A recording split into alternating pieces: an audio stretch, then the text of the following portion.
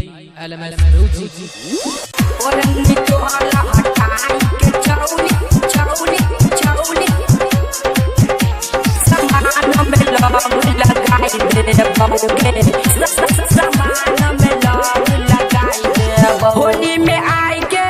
लंग छुपाई के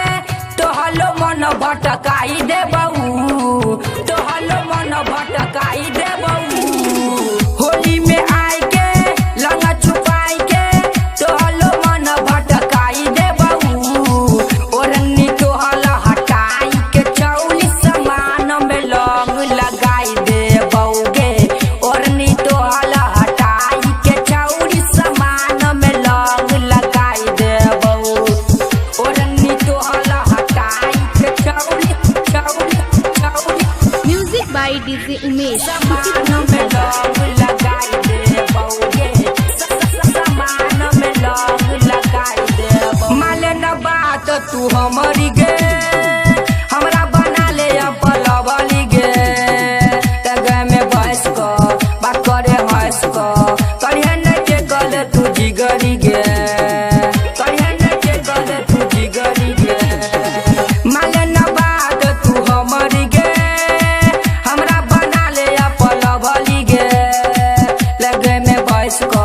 बात करे हंस को करिए न के गल तू जिगरी गे चकमक करत तोहर जवानी फिचकारी हम घुसाई दे बहू ओढ़नी तोहर हटाई के चौली समान में लंग लगाई दे बहूगे ओढ़नी तोहर हटाई के चौली समान में लंग लगाई दे बहू ओढ़नी तोहर हटाई के चौली चौली चौली म्यूजिक बाय डीजे उमेश समान में लंग लगाई दे बहूगे समान में लंग लगाई दे बहू तोला पलल छियो पीछा गे मन कर न हमर इच्छा गे तोरा पटइबौ कन्या बनइबौ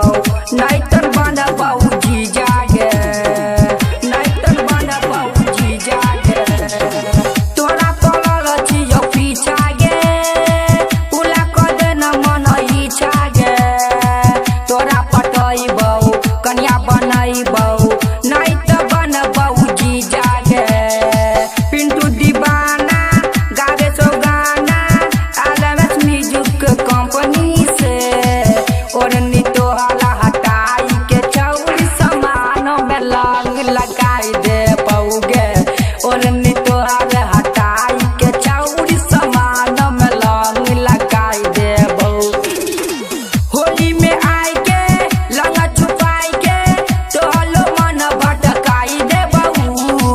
ओरनी तोहला हटाई के चौली समान में लंग लगाई दे बहूगे